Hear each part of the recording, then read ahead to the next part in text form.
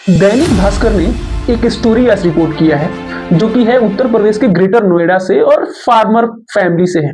Basically ये story में ये बताया जा रहा है कि जो फार्मर्स है वहाँ के सब मालिक थे, जो जमीन था उनका, उसको कुछ डेवलपमेंट के लिए गवर्नमेंट ने ले लिया है। जो यहाँ पे हर जगह पे होता है, गवर्नमेंट ले लेती है फार्मर्स का जमीन और उसके बदले में उनको पैसा देती है। वो स्टोरी के मुताबिक एक फार्मर को गवर्नमेंट ने लगभग 5 CR रुपए दिए जमीन के बदले में। मैं ये नहीं बोल रहा फ्री में दिया है, उनके जमीन लिया है, उसके बदले में 5 CR लिए। अभी वो ये बता रहे हैं कि अभी जो किसान को 5 CR मिले थे वो पैसे खत्म हो गए।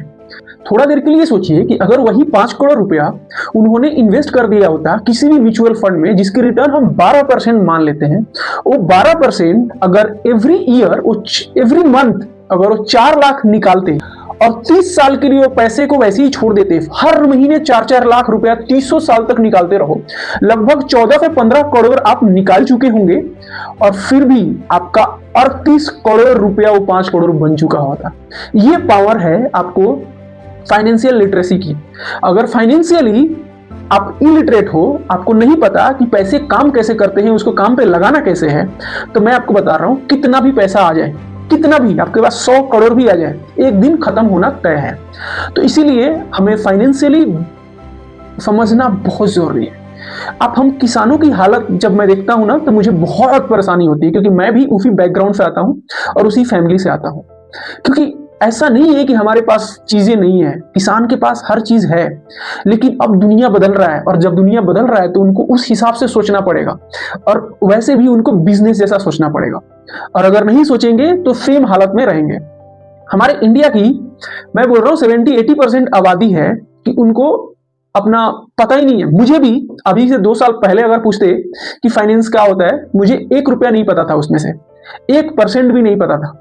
जब मैं अभी सोचता हूं अपने आप को कि इतने दिन से मैं जॉब कर रहा हूं, क्यों नहीं मैं कुछ सेविंग बना पाया हूं, क्यों नहीं मैं कुछ इन्वेस्ट कर पाया हूं, साफ निकल के आता है ये पूरा पैसा का गेम ही नहीं है। क्योंकि पैसा मैं कभी भी कमाता ही था, जब से निकला हूं घर से कमाते ही रह रहे, लेकिन कभी भी इन्वेस्टमेंट नहीं हो पाई।